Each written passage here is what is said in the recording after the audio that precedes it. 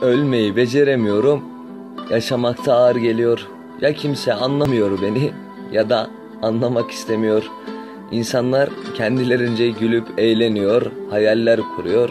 Bense balkona her sigara içmeye çıktığımda kendimi o boşluğa bırakasım geliyor. Sorsak herkes sevdi, çok sevdi. İyi de bu gidenler kimdi? Ve ben çok gençtim, seni gereğinden fazla sevdim. Ve sen artık tüm sırlarımı bilen boş bir yabancısın. Bir o kadar yakın ama bir o kadar uzağımdasın. Her sabah aynaya bakamıyorum. Aynaya baktığımda kan çanağı gözlerim, harap edilmiş gençliğim, yıkılan hayallerim, kaybolan umutlarım, yarım kalmışlıklarımdan başka bir şey göremiyorum.